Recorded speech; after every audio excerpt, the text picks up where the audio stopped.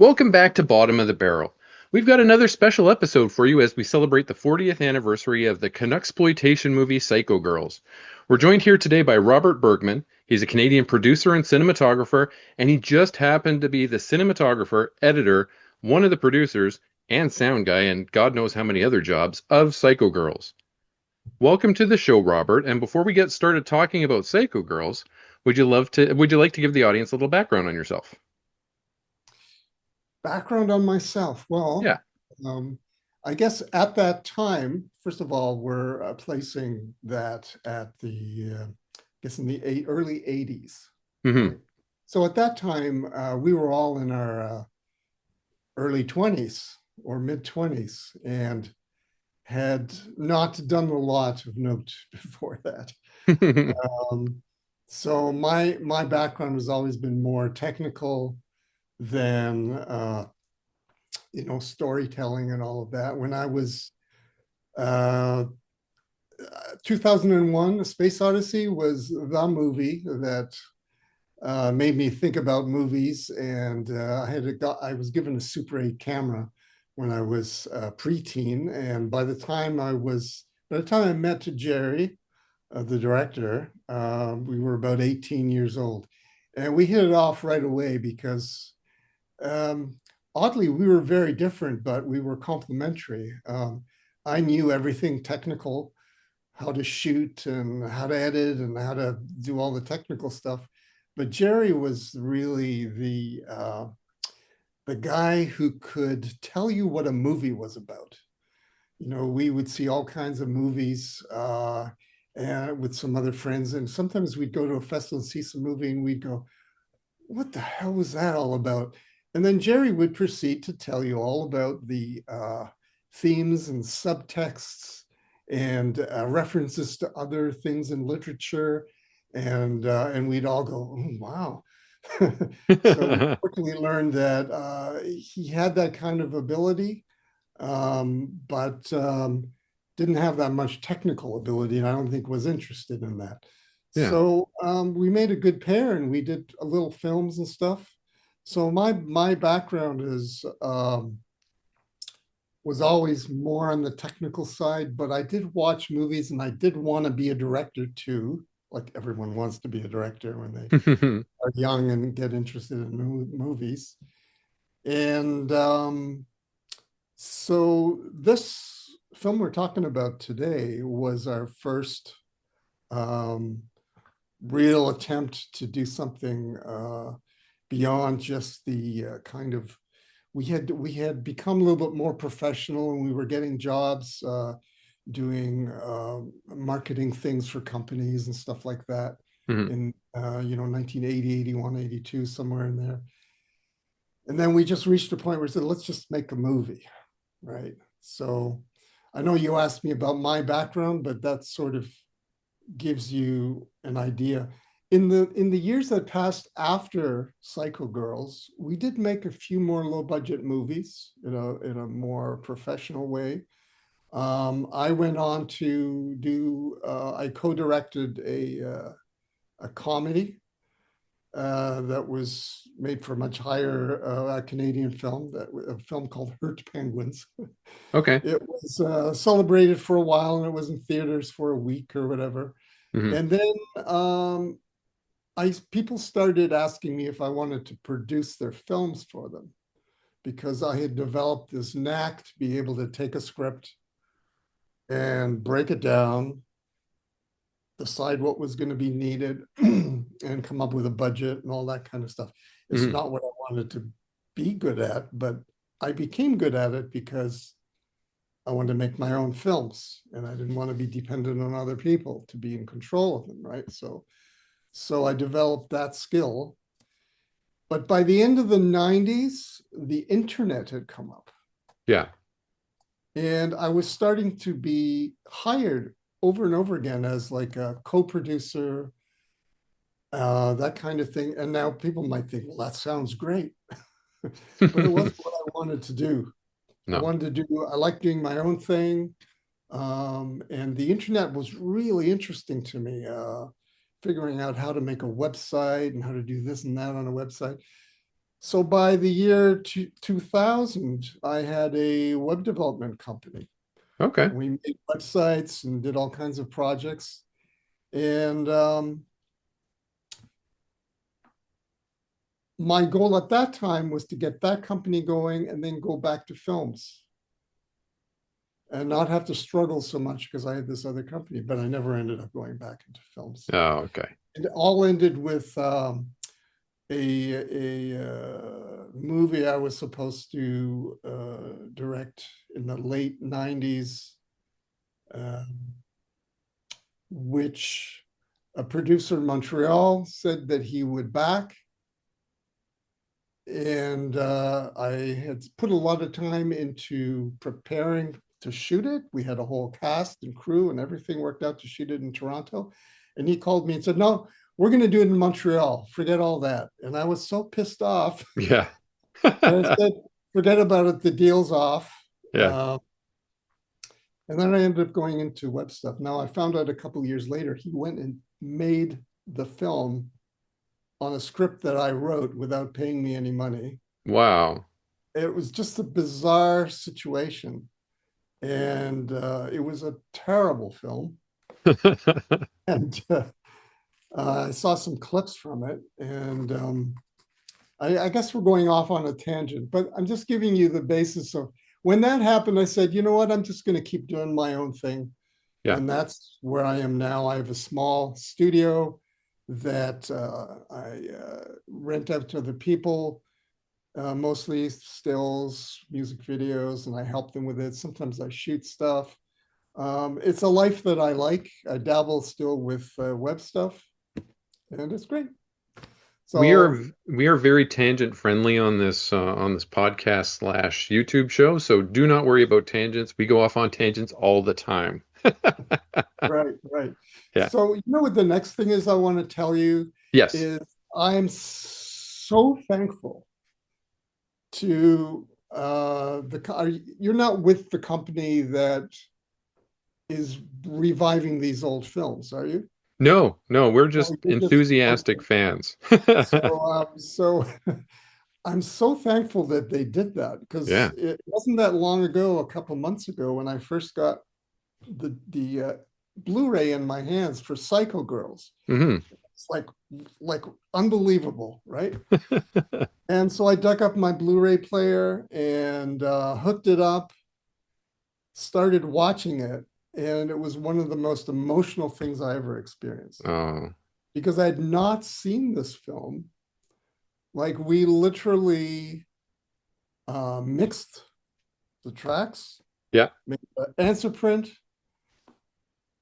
I think we probably had, I don't remember, but I think we had a screening of the answer print, which for people who don't know what that means, it's the very first fresh print you get out of the lab and you get to see what your finished movie looks like. Okay.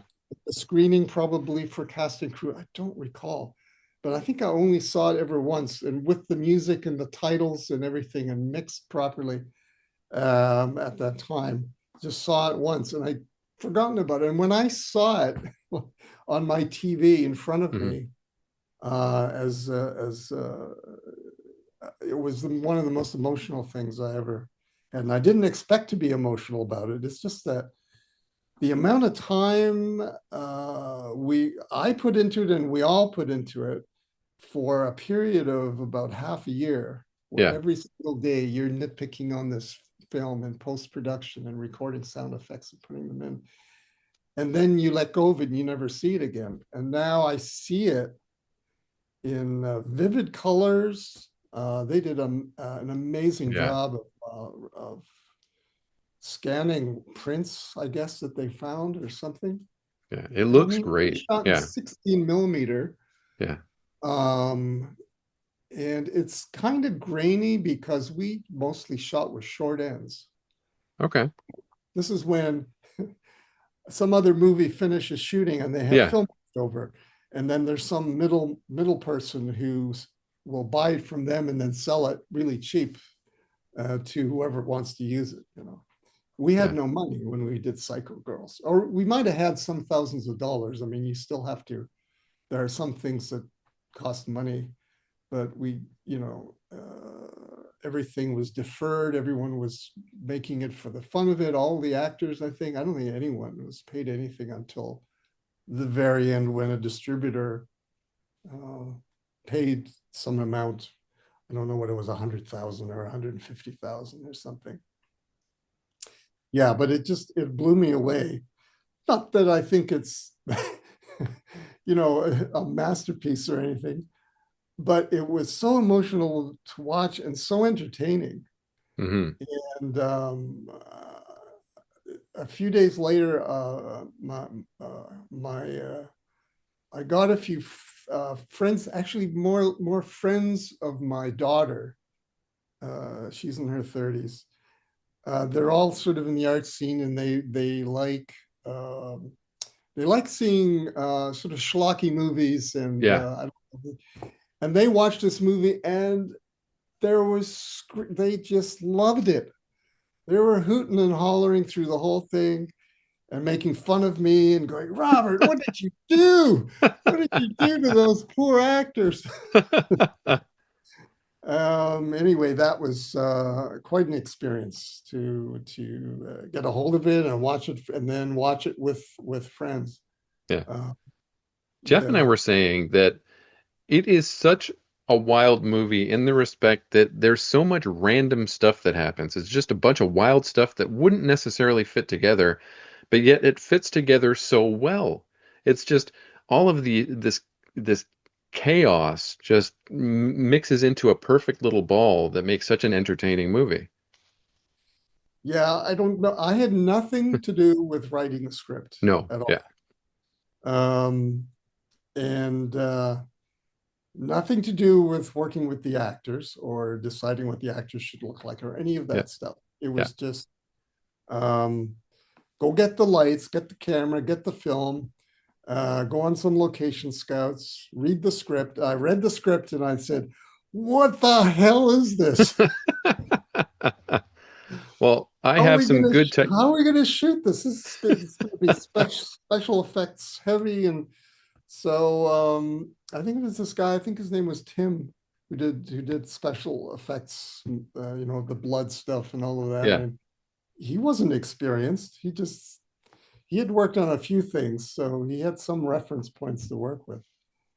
And I had the cheapest lights that you could get, more like lights you would have if you were on a documentary shoot.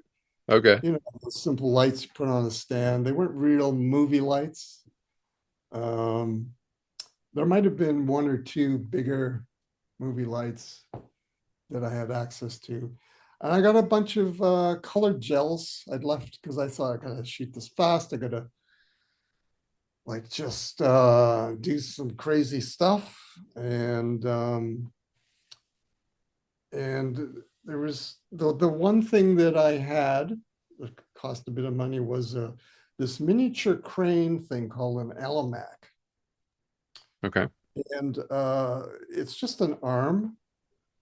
And so we didn't have a dolly, but you will see dolly shots, things that move in or around people slowly. It's just me walking with this arm back and forth as far as it could go. And I was limited in what the arm could do, Yeah. because it couldn't really go straight in. It would always be like on a little bit of a curve because we couldn't afford to get an actual dolly, put it on the dolly, get somebody to push the dolly. We just designed everything around using this arm. Now, I heard Um, that you used a wheelchair as well. Is that true? yes, we did use a wheelchair. Yeah, yeah. Yeah. Um, there's a shot where one of the sisters comes in and then we go straight back. Hmm.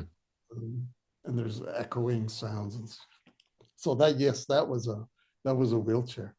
I don't know how I've much we used the wheelchair. I don't remember using it that much, but uh, oh, the stuff where toward the end of the film where they're running through the corridors yeah. and the camera's going backwards as they're running. Hmm. All that is one of those where you use it to move heavy things around in a warehouse. It's got two wheels and a little L shape. I think those are called dollies too. Yeah, it's just Yeah. just two wheels, and I strapped the camera at the very bottom so it was looking up. Yeah. And I couldn't even look through the viewfinder, so I had to go, well, it's a wide angle lens, and I think it's going to see the actor head to toe. And I would just run with it You're winging until it. looking behind me, going, Well, luckily I have some good technical questions for you too. I don't just have sure. stuff about the creative. So, Yeah. well, first of all, how did you meet Jerry and Michael? Well, Jerry and I met because of how do I make this a short story? Okay. A university student, a woman by the name of Edie Goto, had this project that she got government funding for, and she went to all of the, or some of the high schools, and she went in and said, who are the kids that are interested in movies? I'm going to put them all together and do a summer program, and we're going to make Super 8 movies together. And I've got a little budget from the government. Oh, And I remember the day I was in my high school, which is in Scarborough, hmm. which is the outskirts of Toronto. Oh, okay, I'll join that thing. And so there was about 8 of us that met, and I was one, and Jerry was one, and there were a bunch of other teenagers that were there, and that's how we met. And we were friends ever since. We realized pretty quickly that he and I were the only teenagers who really knew something about Oh, okay. to do. I'm not to, it was a lot of fun and there was a lot of creativity from everyone, but Hmm. the two of us were each sort of above everyone else. And we ended up being the ones mostly, I ended up mostly doing the shooting. He ended up doing most of the directing. And it just sort of fell into place. And we made a bunch of Super 8 films. There was one film that we submitted to the North America Teenage Kodak North America Teenage Movie Awards. Okay. All of North America sent films in, and our Yeah. film got grand prize and Wow. first place. Whoa. I don't know why both of those things, and then somebody else got second place and third place. Was that the short that's in your IMDb before Psycho Girls? No, it's not listed. It was a Okay. film called The Romance of Irving, and Okay. it's Super 8, and it's all decayed by now. Oh, okay. All right. Never mind. Yeah, yeah. Um, so that's how we met, and Yeah. we were friends constantly after that. Just along with some other people that were also in this kind of group that we would go to film festivals together and hang out afterwards, and we did a bunch of little projects along the way, other short films. And there was a time when both of us were ushers in the town cinema in Toronto. Oh, wow. And that was good because you make some money and you get to see a lot of films. I remember watching Chinatown over and over and over and over. Um, and I think Clockwork Orange had been in that theater shortly before I started. Okay. Um, so we did a lot of things together. He had a lot of other friends too. He was a very social guy. Hmm. Um, I was not. We were opposites in some ways because at that age, today too, I'm more the shy person, awkward at a party, whereas Jerry was always the center of attention. Da, da, da, da. So it was a kind of interesting friendship. Because we would get together and come up with ideas for shots and things that we could do in a movie. And this was all before Psycho Girls, several years worth of other smaller projects where we're just struggling to, try to earn a living doing this or figure out how to get ahead and all that kind of stuff. So anyway, I'll let you ask another question. So was Michael Bachner part of that group too? The group that went to the film festivals and all that stuff? No, I didn't meet Michael Bachner until Hmm. shortly before Psycho Girls, but I think Okay. Jerry knew him somehow through his network. Okay. Um, but we had another company just before that called Light Show Communications, where Jerry and I and various other we had a partnership with others that seemed to come and go, and that kind of fell apart. And then we got this house that we rented, and that's when Michael sort of showed up. Okay. And with this intent, we're going to make by hook or crook by crook some kind of movie. And I remember when they started writing, and they would spend a lot of time writing, and I'd go, "What are you guys up to?" And I'd read a page and go, "Oh, what are you guys doing?" And anyway, Yeah. The set of Psycho Girls is the Lakeshore Psychiatric Facility in Etobicoke. I've been I haven't been in the building that we're talking about or anything like that, but I've been around the grounds and it's very nice. It's being used for other things now. It's an iconic place. I mean, it was used for Police Academy. It was used as the Police Academy and Police Academy. And the best part of Bob and Doug McKenzie's Strange Brew is filmed in there too, when they're in the it mental was used. hospital. It was used a lot. Yeah. I sometimes they would build a set inside, Wow. so you didn't even know you were there. Other productions, Yeah. but it's so remote that it would be quite enough that you could use it. And it was so cheap, you could just the Oh, really? government go like, sure, $500, go in and do what you want to do, whatever. We shot Yeah. another movie, maybe even just a couple of years later, that I directed called A Whisper to a Scream. Okay. That Jerry wrote. We kind of co-wrote the script, but he did most of the writing, and he was like a co-producer. Um, so that was also largely shot there. And Silvio, I can't even remember what his Michael Yeah. was also one of the leads in that. He Hmm. played an artist. So yeah, that place has been used a lot by us Yeah. for various things too. What was it like inside when you first got there for Psycho Girls?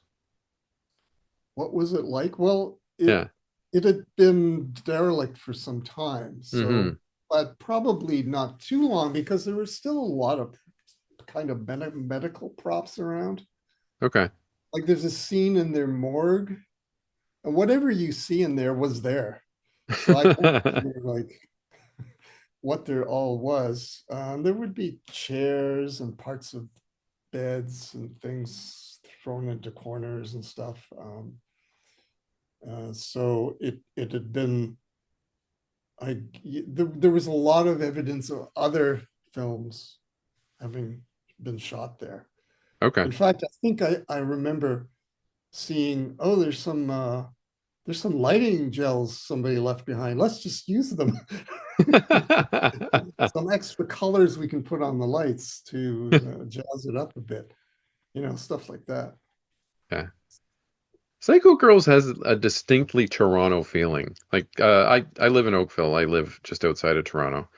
I work in Toronto every day, but it has a Toronto feeling. It has a Canadian feeling, this movie. And if I don't think if Psycho Girls were made anywhere else, like New York or Boston or anything like that, it would have quite the same feeling. Or it wouldn't come out quite as well. Does Toronto factor in your work, in your previous work, in the film work that came after Psycho Girls? Did Toronto factor into that at all? I'm not sure I know what you mean. What do you mean about that? Because all Yeah. the other films we made after that, Hmm. I think the next one was Graveyard Shift, which was a vampire Yeah. film. It's supposed to be in New York, Yeah. right?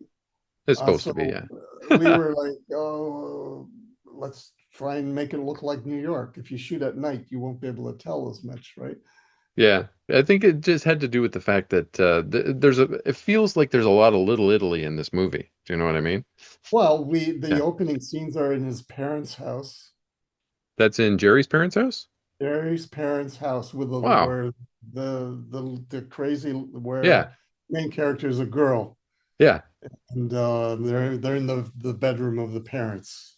Oh, that's so cool. Uh, so that's their house, Hmm. and I that house I think was not in the classical Little Italy of Toronto. It was a little bit more suburban-ish. And some of the other houses we shot in were also like just streets in Toronto, Hmm. exteriors, interiors. They were all friends' houses, that kind of thing. So all of those structures are typical Toronto Yeah. buildings, right? I'm trying to think of some of the other sets that before because a large part of the film all takes place in the nut house is what Yeah. we call it. That was the term that was used. Oh, are you shooting at the nut house too? Yeah. So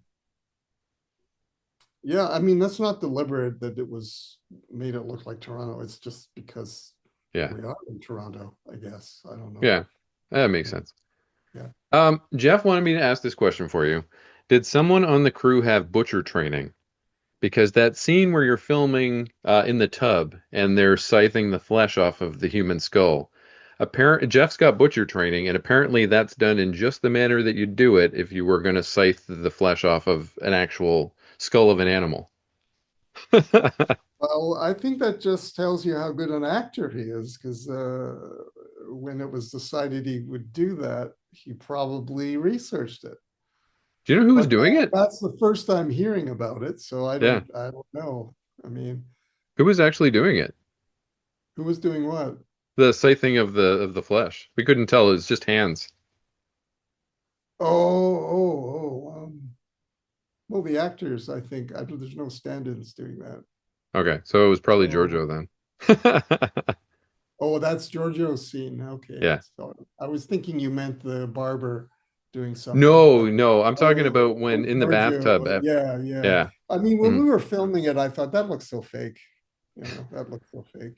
You Apparently, could it tell looked there's real. something stuck on his face and Yeah. so Yeah. I guess it goes to show how what you can get away with in Yeah. movies. Just make sure you don't have too much light on it, and the action is convincing. Um, I mean, those those things were not done by experienced special effects people. No. There was a guy who had maybe helped on a couple of movies or something like that, Hmm. and he wanted to move up, so he was working on the film so that he could figure out how to do these things and Yeah. get a credit. So which was everybody really, and so Here's the next question, and this is the question that everybody has when we talk about this movie. And that is the sweaty sex scene. What was going through your mind when you had to film the sweaty sex scene? you mean as the camera operator? Yes. You know, I guess over the years there have been times when I've shot similar things, and Yeah. it's purely a technical operation. Yeah. For the actors, it's just okay, what are we doing in this shot? We're going to do this, that, and the other, and then they do it. It's a job, Yeah. right? So I don't know, like, what is it that comes across to you that would make you want to ask that question? It's more of the edit, I think. The way it turns from a workout contest into a very Oh, exceptionally sweaty sex scene. I see. The way Yeah. that was intentional. It was Yeah. shot with that intention. I think Jerry explained it to me. We're gonna do this, and it's gonna come together in this way. Okay. And so it was shot with. It's like a montage, right? Yeah. It's not, and kind of, I don't know, can't remember if there's dissolves or cuts exactly at this point, and it does go kind of from one to the other. Yeah. It's not a contiguous thing. It's There yeah. is a we all there is a tongue in cheek aspect to the whole thing. Hmm. And we kind of knew that when we were shooting. It's both horrific, but it's not real. Yeah. We're being silly, and we're copying other movies because what else are we going to do? And just do the best we can do with no sleep for 2 weeks. By the end of that film, we were all zombies. Yeah. Yeah, so It's the last scene we did is literally the last scene in the movie where I won't give away the ending, but you're outside. They're now Mm, outside of the asylum, and there's one last person wandering around. That was like I think the last or one of the last things we shot, and we were all so dead tired. yeah. And it was December in Toronto. It was I think, December. Whoa. yeah, no snow on the ground yet, Yeah. thankfully, but it was bloody cold. I think you can Yeah. see breath on their. I I, think I saw the I breath. never even noticed the breath, but that's pretty fantastic. Yeah. Yeah. So that's the time of year it was. So Yeah. all the exteriors, they were fairly cold out, but I guess there was snow or little snow because I don't Yeah. see any film. No. Yeah. Yeah. Pretty impressive. The basement scenes that are shot in the underbelly of the facility are some of the most effective scenes in the whole film. Um, like with the playroom setup and the skull altar to Sigmund Freud and all that stuff. Yeah. How much involvement did you have in all the setup of all that? I was really not involved in the props aspect of Okay. it or even how things were laid out. It was a big open room. I think it was once uh, basically a cafeteria when it was a hospital. Okay. You could tell it was tiled, it was kind of open, Yeah. but it was in a lower level. And off to the side, maybe would have been where the cooks put together the food. Um, so it was kind of an open space. Um, and I mean, my contribution to it would be to go, okay, um, where can we first put some practicals in that you never have to move around, like maybe around Hmm. the altar? I don't have a clear memory of that. There may have been other people involved in placing some lights too. I don't remember exactly, but I would have done a certain amount of that. And and then the rest is just how to light it. I think I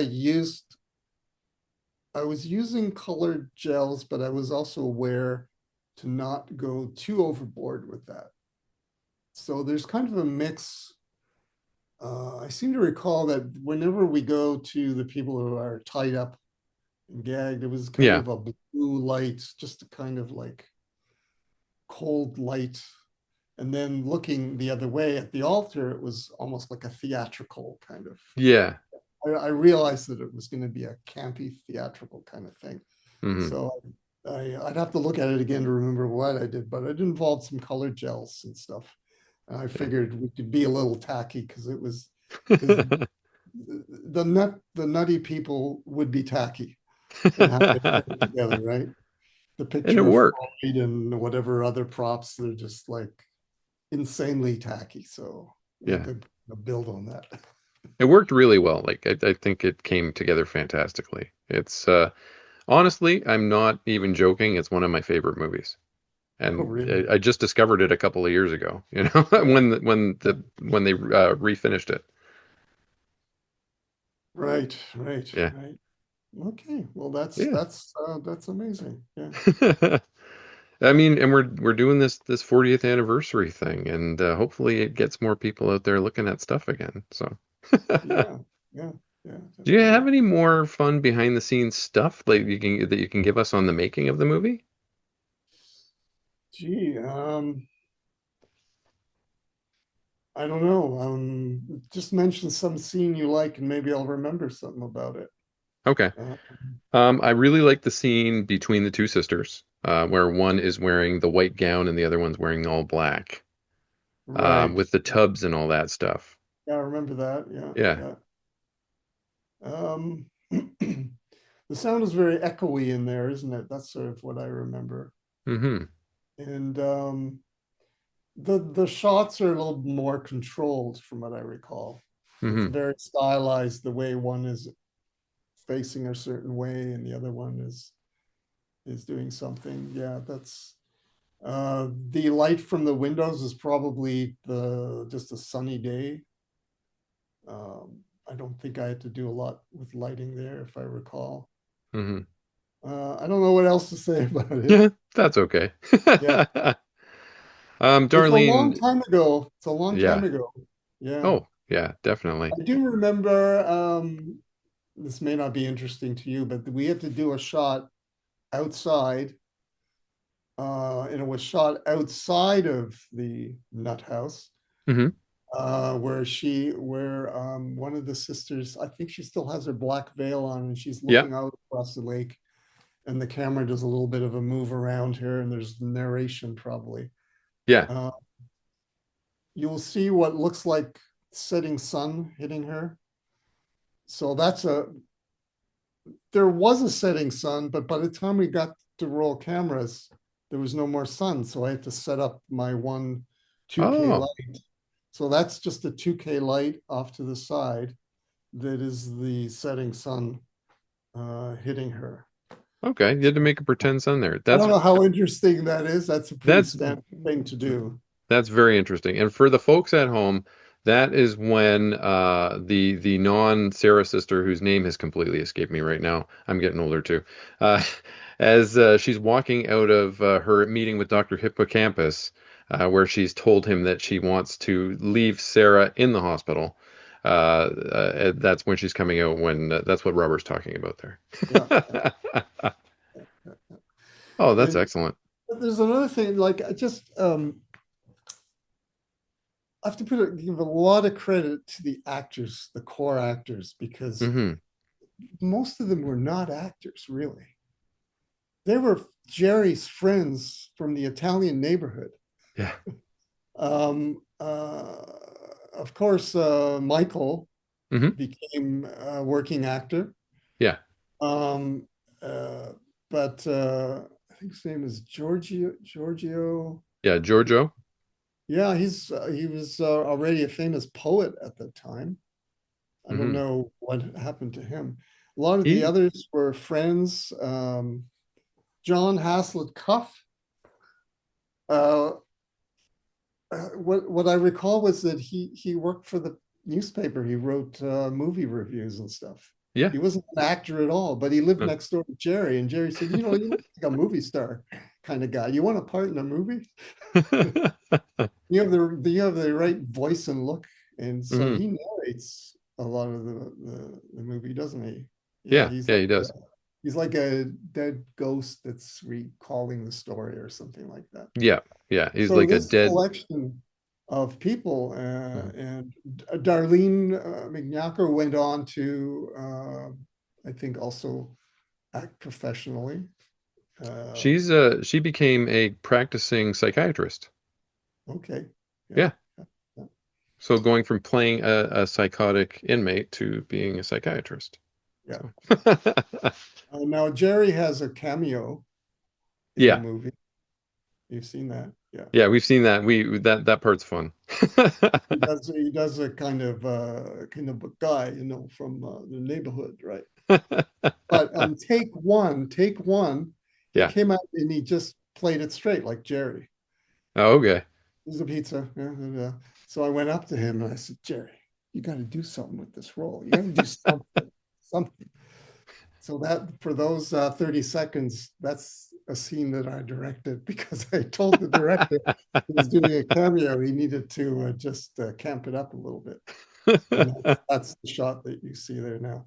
I'm Yeah. just telling you things that randomly come into my mind because it That was a long time ago. I yeah, that's exactly what we were hoping for when we did this. Yeah. So Giorgio became a monk after after the movie, and unfortunately, he what the passed away. I movie believe did to in him. yeah, exactly. He continued being a poet, but he became a monk, and unfortunately, he passed away in I believe 2017. Okay, sorry to Yeah. hear that. Hmm. Yeah. Hmm. Yeah. Okay. He was a really interesting intellectual, I thought. Yeah. Yeah. That's what He Michael was plays this saying too. complete opposite character. Yeah. Yeah. But what blew me away is that when Michael told us that that scene where they're doing movie trivia, when they're just quoting movies to each other and then guessing them, that that was completely improvised. That blew me away. Huh. Uh-huh. Yeah. Yeah. We're just going off And the dome. yeah, I don't remember that, but Yeah. it doesn't surprise me. We That's may when have they were eating their improvised other pizza. things too, but I can't really recall. I mean, in some level, there isn't time to refine scenes or anything. So Yeah. 2 weeks to shoot, you know, it's like I'll run through the lines once quickly, is the camera ready? Okay, shoot it, do a take, maybe a second take. Okay, what's the next thing we're shooting? And you're right on into the next thing. Was that good? I don't know, but we got to shoot the next thing, right? Going from thing to thing to thing, setup over there, another setup over there. I need a close up of that, and it was just, a mad dash, Yeah. uh, um, getting everything in the can because we had to return equipment at a certain point. We couldn't do more takes because we didn't have enough film to, that kind of Yeah. thing, right? We're running out of dark. That happens. Yes, Yeah. running. Yeah, yeah. That those last scenes that are outside, we were Yeah. running out of dark. Yeah, So, and yeah, yeah. Go ahead. with that under your belt, what was it like going on to work on the next one, on the Graveyard Shift movie? Did you guys feel a bit more confident going into it? Um, I don't know. Like we're always confident. You're Although in if your you're not 20s, yeah. confident, you wouldn't make the film, right? Yeah. So when that film finished, I'm not sure what we were doing immediately after that, but to some degree, we all had other things that we were doing. I mean, we haven't talked about the editing process yet, Oh, yeah. Well, tell post me about that. production. Yeah. Um, so I was the editor um, because I'd done probably the most physical editing of stuff. With Jerry at my side, not all the time, but he would come in and say, "Oh, show me whatever you've edited," and we'd talk and do whatever. I really love editing. Yeah. I do editing to this day. If I shoot home movies, pile of shots, I come back and I just love finding ways to put it together. Oh, it's of no consequence and no one will ever see it. I just love editing. So, Hmm.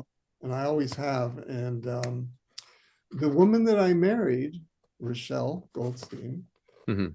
is an editor. And I met her because I edited one episode of the Degrassi Junior High Really? from that series. I was called in because I knew Linda Schuyler, who's the producer from other things, and they needed another editor desperately. And they said, come on in and edit. So I met her because she was editing one of the other episodes in the other editing room. So that's just a little side story about editing. Yeah. And we've been together ever since. And have a daughter who is my daughter works in the film industry now too. She is makeup artist, but beyond that, she does special effects makeup and Oh, she wow. works with crews making alien creatures and stuff like that. And she's quite good at it. Um, Do you want and to that's plug anything because that she's mommy and worked on? daddy were in the film business and that rubbed off on her, right? Do you want to plug anything that she's worked on that we can tell the audience to go check out? That Rochelle's worked on. That your daughter's worked on? Oh, daughter. Yeah. Oh, she's worked on all the big series that come through Toronto. I can't Oh, remember wow. names. I don't really. I hear them and I go, "Yeah, I heard of that," but I can't. Okay.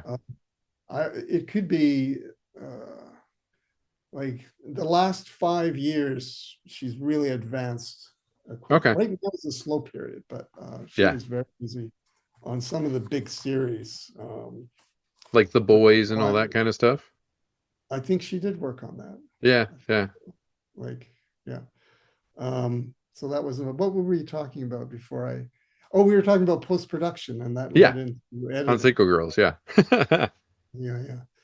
So editing, yeah, it's a lot of fun to edit and a lot of fun to put together. Um, the dialogue was recorded The on-location dialogue was recorded with a cassette tape recorder, if you would believe it. Wow. Yeah, I mean, it was a quality cassette tape recorder. Hmm. So the sound was like not good, but kind of usable. So for editing, that's the sound that we use. But we realized we would have to dub pretty much the whole thing. Yeah. Yeah. And no money to go into a real dubbing theater or anything like that and set all that stuff up. Normally, in a movie, if there's dubbing to be done, you have specialized sound editors that do that, Yeah. and specialized facilities where you put scenes on a loop and you get the actors in to a sound booth and all that. Hmm. No, no, we had a VHS tape shot shot off the editing machine, hooked up to a little TV in my bedroom in this house that was our production facility, as it were. That's another thing. We had the kitchen was our editing room, and the living room was like the office. Okay. And I and Michael lived upstairs, and Jerry lived in a different spot. But anyway, we used my bedroom, which was at the back of the house, Hmm. microphone, TV. Um, I had a VHS player that had, it just happened to have a kind of a wire with a toggle. You could go back and forth. If you were watching a movie, you could see something over and over. Okay. So, and this was post production on a movie is meticulous and time consuming. It requires endless patience. When people watch a movie and they think, it's everything's just happening. They don't realize that every single thing you hear in every movie, every Yeah. footstep, every piece of paper somebody picks up, that's not what happened when they shot it. All of that No. stuff is redone and put in there and pulled together in a way that seems totally natural. I don't know, people don't realize that. So it's a very meticulous process to have the transcript. You got to make a transcript of the whole film that you've edited. Yeah. Then you've got to get all the actors in one at a time, meticulously go through scene by scene, going back and forth through the scenes, doing multiple takes until you have like hours of audio. And then you take that to the lab and they transfer it to a mag thing that you can put into the editing machine. And then I had to meticulously line up the Yeah. rest with the film. Months of work. And then sound effects, all kinds of sound effects, um, background ambiances. Did you do the Foley yourself? Yes, Okay. yeah. The Foley's not great, but it sort of serves its Yeah. function. Yeah, Yeah. it's not as detailed um, as a real movie would have, but I don't think it matters that much. No, it works well for what it is. Yeah, and it just took forever. I think that one of the last things was that the music got done and sent over, and I was putting that in one Hmm. of the last things. And that's relatively easy because you know what's been written for what scene, and it runs a certain length, and Hmm. uh, you know that. So, but I wasn't in the mix because they were mixing the first reels while I was finishing the last reels. So sometimes I would get notes from them about things that needed to be done or whatever. And I thought that took months and months. And sometimes Michael Bachner would help me. We got to do some chopping sounds that sounds like somebody chopping up bones. And we'd be on our porch in the backyard near Queen Street Yeah. in the back alley with a tape recorder going chop, chop, chop. Well, let's try that. What does that sound like? Scrape, slosh, bang, crash.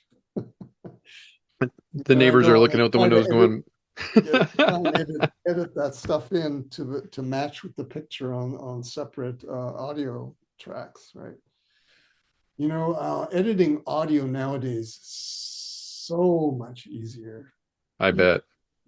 what I can do here in front of my computer at home, Yeah. have just blown my head open back in those days that would one day come to fruition and be that you have all the tracks right there. Yeah. You don't have to go to some theater where somebody manually tries to do everything in live time, right? Yeah. You can set everything, watch it, make some tweaks, watch it. It's a lovely process now, but in those Yeah. days, it was just an insane amount of work. The Um, video editing too, I would and imagine was, you never yeah. hear what a bunch of sounds sound like when they're all together. Yeah. You have to guess. You have to guess and just throw them all in there, and then you sit in the mixing theater and go, that doesn't really. I think I got to go back and get something else, right?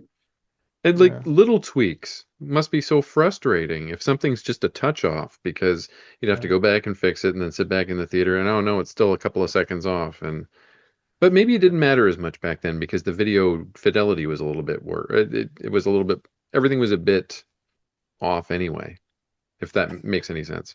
You know what I mean? Yeah. Well, You could get and away with the things in the 80s accuracy that you was can't down to now. the frame. Everything Yeah. was down to the frame, which is Yeah. 24 frames a second. Yeah.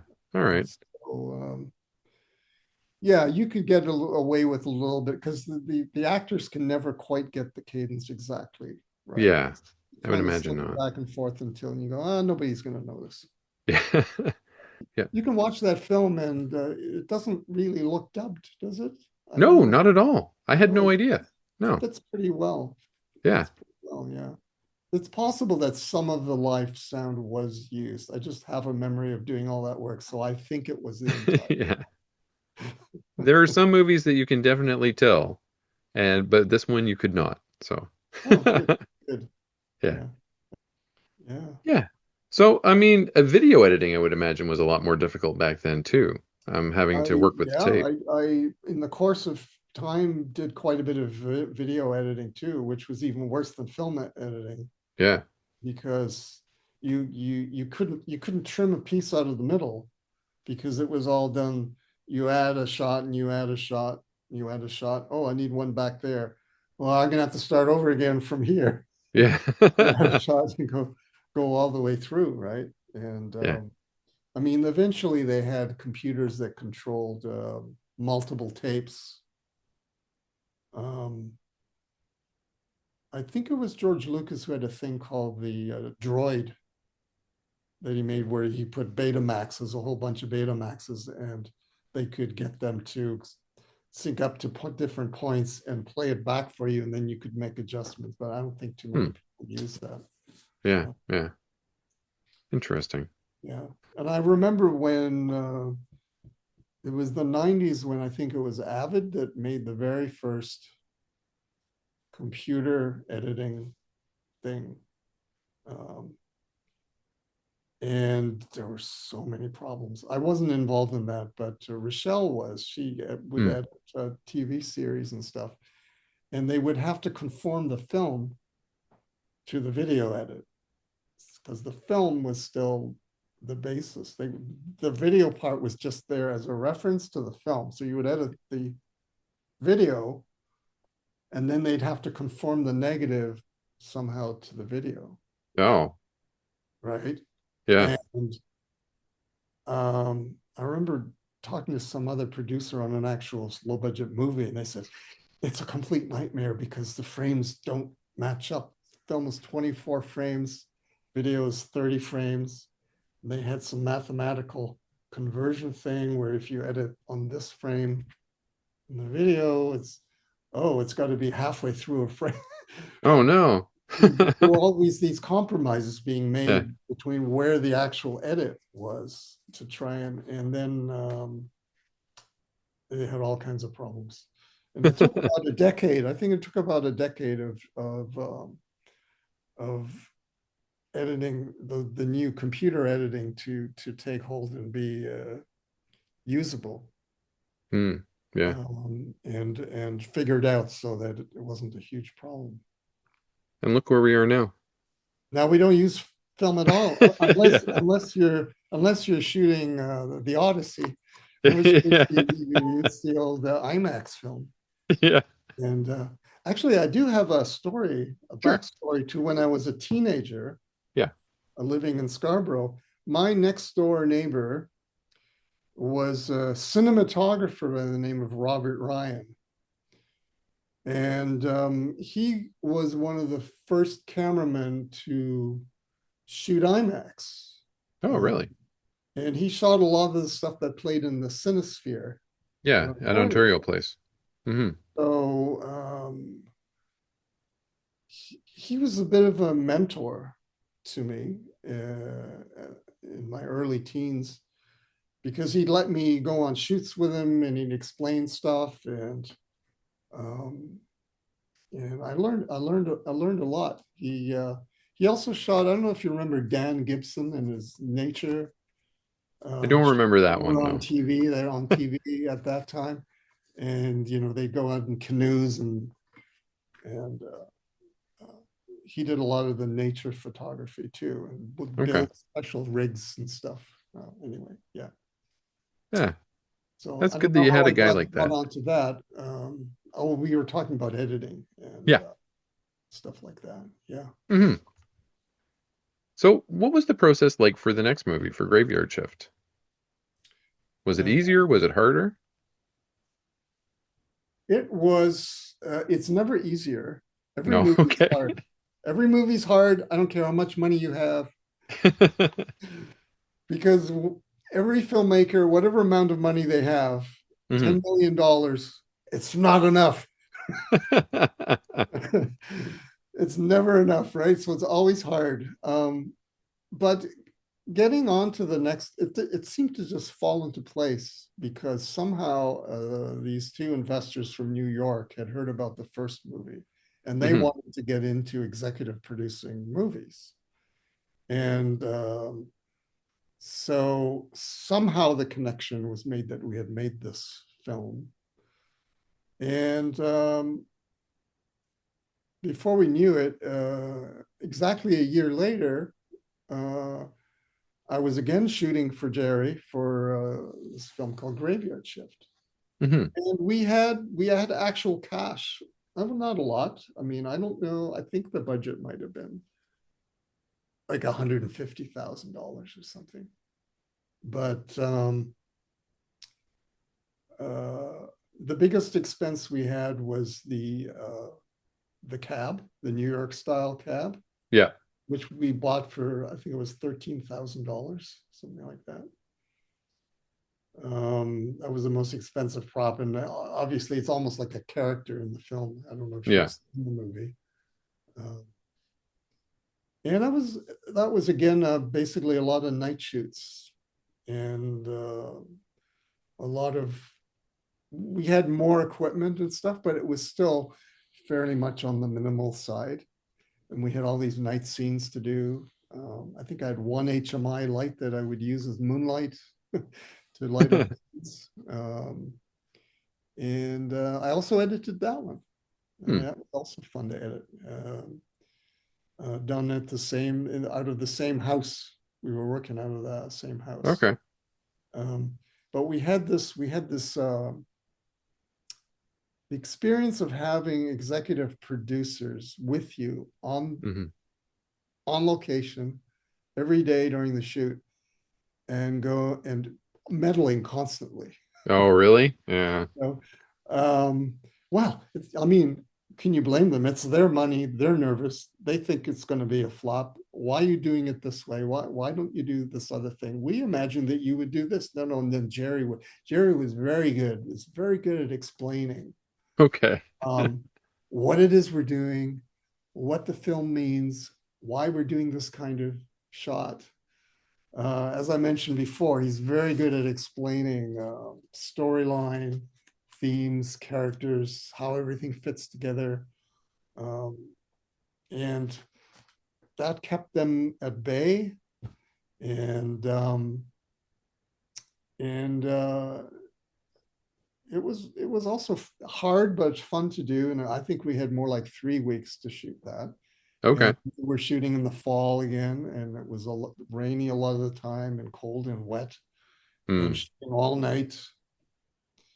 But we were young and we didn't Yeah. need sleep. Who needs sleep when you're in your 20s, right? Young and indestructible. After that, the year after that, they wanted to do Graveyard Shift 2 with a bigger budget, and they wanted some other cameraman.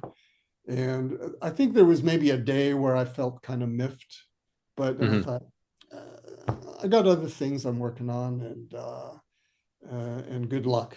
And so I Yeah. wasn't involved in that Okay. project.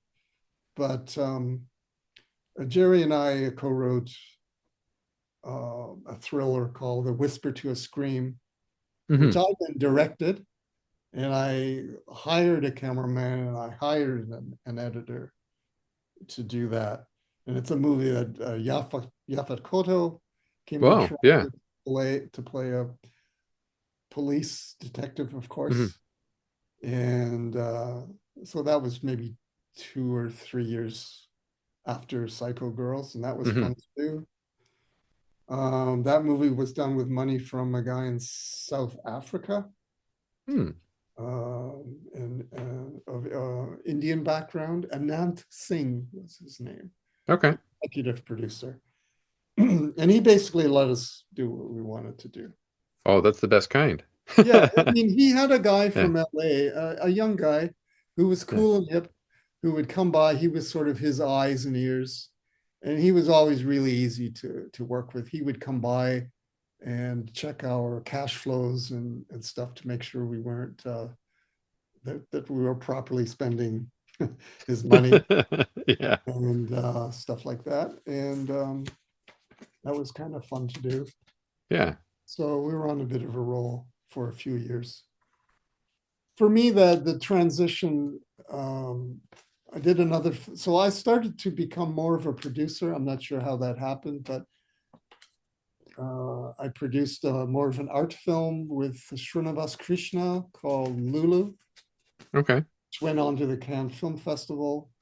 But I had nothing to do with the script or directing it Yeah. or shooting it or editing it, other than doing what a producer does, which is looking at that process, commenting on it, letting Krishna do the movie the way he wanted to do it. Um, and when I went through that period, I thought, okay, this is in the meantime, I'll get around to coming to do my own films again. But I never quite got it together. And then I had Hmm. that incident with my last movie being Yeah. the one that got made without me knowing about it by this shyster in Yeah. Montreal. Um, and apparently it was just a year later, I talked to the director of that movie and he said, Yeah. "Oh, you're the guy who wrote that. I wanted to call you to ask you stuff about the script, but they wouldn't tell me who you were or what your number was." Yeah, no kidding. And I, for a while, I considered suing this producer, but Yeah. at a certain point, it's not worth it. You probably didn't have any money. Yeah, You and I was know? I was having a lot of fun doing other stuff Yeah. with websites and stuff like that. Yeah. And I'm the kind of guy who likes to just do his own thing, enjoy doing it. I don't need to be famous or um, accoladed in any way. But uh, Well, you're kind of getting accolades right now for Psycho Girls and for your other work. So, so it's total. I mean, we thought yeah. that movie was done and gone long ago because Yeah. because for decades didn't hear anything about it, Yeah. nothing, right? We Yeah. just figured, okay, some distributor bought it out, which they did, Hmm. and they played it as much as they could, and then it was put away somewhere, which is Yeah. what happened. But it was never reviewed or recognized at that time. Yeah. It was just some crappy movie that was, you know, put in some drive-ins here and there. Yeah. We got a copy of a an ad from a newspaper from Florida that had an ad for Psycho Girls. And, Really? oh, somebody's watching it somewhere. So, But that was within a year of having finished it. After that, oh, never okay. about it. Yeah. Until the Severin, I think it was Severin, or was it Vinegar Syndrome? It was one of them that did it. So, Yeah, yeah. they did. They did. We did know that they were doing something about a year and a half ago or 2 years Yeah. ago, because we did a thing where we watched the movie and where we discuss it, and they recorded that. So it's one of Oh, the cool. tracks where you can watch the movie with Yeah. the director and the cinematographer talking Yeah. about how they did this, how they did that.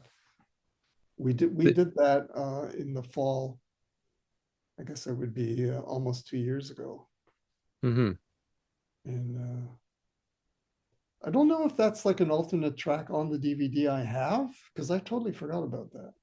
I'm not sure. I'll have to check. Yeah, I don't know if they used it or not. So Yeah. Um, yeah, you can watch Graveyard Shift now on streaming too. It's out in the United States, not here. yeah, So if you have a VPN, you can pretend that you're from the States and then watch it on Fossum. But Graveyard Shift 2, the one that you left, never made it out of VHS, so it has not been plucked from the world of VHS and digitized yet. So, yeah. mhm. Anything else on your mind about Psycho Girls? No, but if you wouldn't mind talking about Cozy Studio and Primal Pictures, tell us what's going Oh, on it's with called that. Studio Cozy. Studio Cozy. Oh, I got it wrong. I'm sorry. Everyone I does that because it flip-flopped. sounds like Cozy Studio. Yeah, Studio. yeah. Well, in the early 2000s, hmm uh, I was doing a lot of web stuff, and we were pretty busy. And I was able to buy an industrial unit um, on DuPont Street, sort of on the west in the West End, hmm and a nice big open space. And uh, I turned it into basically offices, put dividing walls in with offices. So there was sort of like my office, then there was an accounting office, and I had a few people working on different projects there. And so I had this space at that time, which served as an office, really. hmm You know, there was a room that was a storage room, and another room where I kept all my cameras and stuff like that, because I maintained an interest in photography and so on. But most of my work for that decade was web type stuff. And hmm then eventually things changed. I can't, and I let them all go, let everybody Oh, go. yeah. It comes to a point, there was kind of a surge, and then things settled down, and Yeah. then you go, well, we got to reinvent ourselves or something. And essentially, what I ended up doing was letting everybody go, except for maybe one guy, and I took out all the walls again, and I made this open space. And I said, I could do smaller projects, maybe start shooting music videos and stuff like that, and rent space out as well.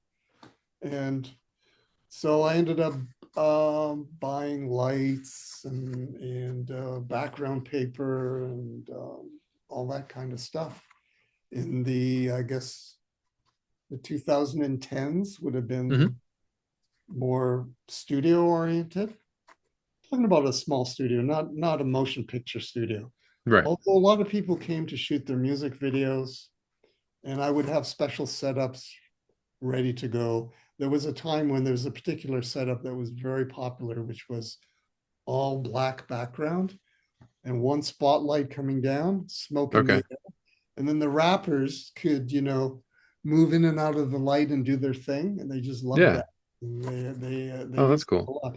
Has that image ended a few years ago? Like, I still have Oh. it, but no one was doing it anymore. So and and then the space was used for a lot of other things too. I actually ran a yoga In the evenings, I ran it was called Yoga Mix, and I found teachers and rotated the teachers around, and we had students in the area coming in to do yoga because it's sort of interested in doing other things. Yeah. So uh, the yoga thing kind of also phased out after 2 years. Well, I know what it was that killed it. It was COVID that killed it. Yeah, I figured. Right? Almost to the day after two Yeah. years of yoga, Yeah. during which time it was also a studio and everything else, right? Yeah. COVID came and everything shut down. Yeah. So I decided when that started to, within that year, I thought, I'm not going to do yoga anymore. It wasn't really making much money. And it was a pain in the ass. And I had to, just the whole booking the teachers and all that stuff. So I Yeah. got rid of that. So that's where it is now. It's there's a studio that I rent out every week's clients come in. I charge them an hourly rate. They can use all my lights and paper and different all kinds of technical stuff that's in the studio. Hmm. There's a makeup area and all that kind of stuff that I rent out, and that's where I'm at now, and Excellent. it's good, simple, straightforward, and I'm now my birthday's coming up. I'm going to be 69. Whoa. As I go like 69. How did I? Because we're talking about a film made when I was probably 23 or something, Yeah. right? So more than half a century ago. Yeah. It seems incredible. Seems incredible. I'm coming up on 50 myself and I can't even believe it. Yeah, yeah. Yeah. But I keep active. There's a martial art that I practice Oh, that I've been doing since I was in my 20s.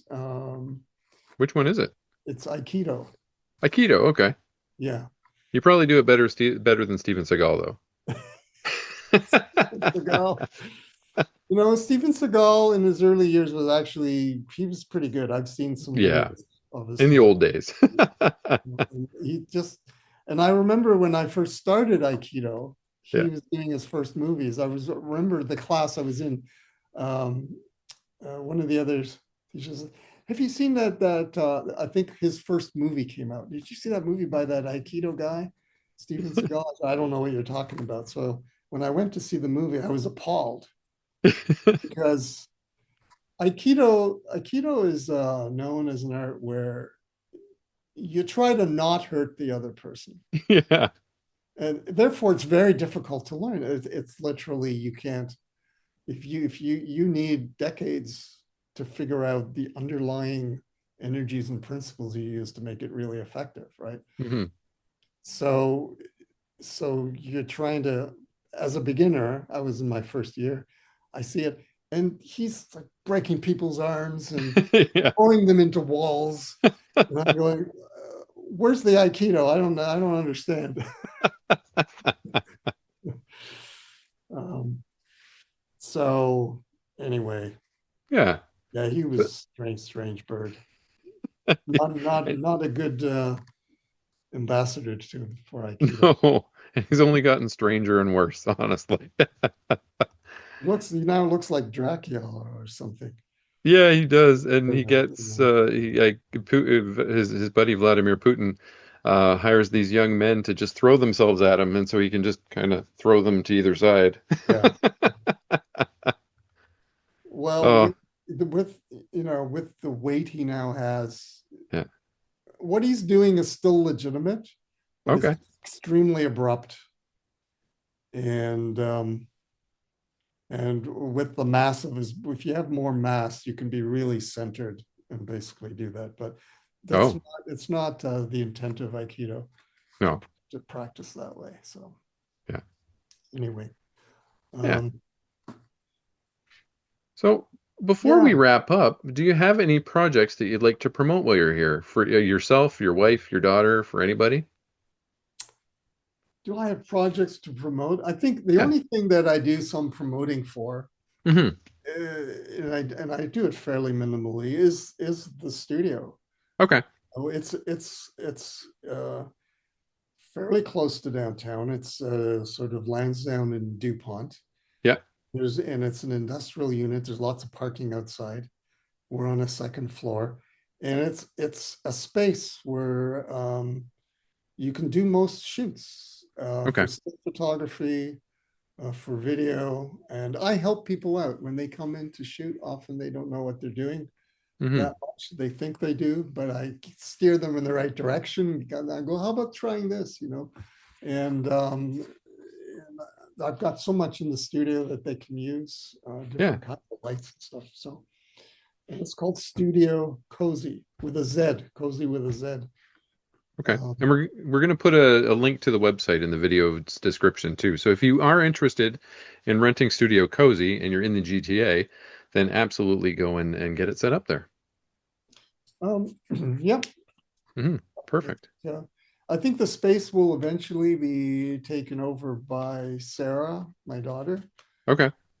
because the space would be amazing for her to use for her projects.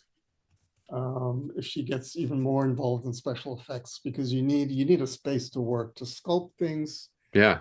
to mix chemicals and things and stuff like that. Hmm. She may want to start her own studio or do other related things. I think that's where that's going to go, Okay. because it is a cool space for anyone who's artistic who wants to do things. There's still the occasional group that does yoga, for instance, Hmm. that will come in a couple times a year and they'll use it for yoga. And it's still good for that. I still have yoga mats there. Some people take my yoga mats and use them.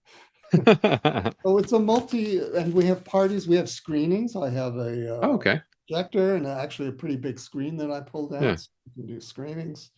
And I've got about something like 40 or 50 fold out chairs that can be put out. So, Hmm. anyway, a lot of Yeah. stuff. Check it Yeah. out.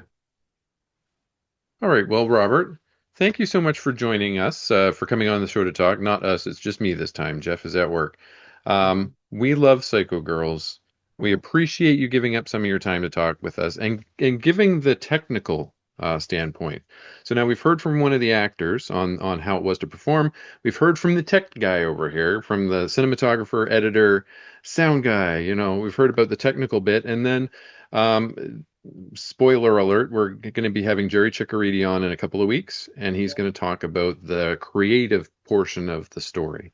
Yeah. And so we're going to get it from all angles here, and it's going to be wonderful. But I really appreciate you coming on to talk to me about Well, this. it's been fun Yeah. doing this. I think I've done something similar once before, and it's fun. It sort of forces me to think back and try and remember things, and it's fun doing that. And Yeah. it's fun running into that movie again. It's literally a blast from the past. All right, folks. So, friends, if you're enjoying this video and you want to see more, click the subscribe button at the bottom of the video. You can subscribe to my channel. You can subscribe to Jeff's channel at exactly the same time. Costs you $0. Takes you 2 seconds to do it. And if you want to get into our channels and see the kind of other craziness that we get up to, you can set up notifications and you'll be told when we upload things. And please join us for the next one. Thank you.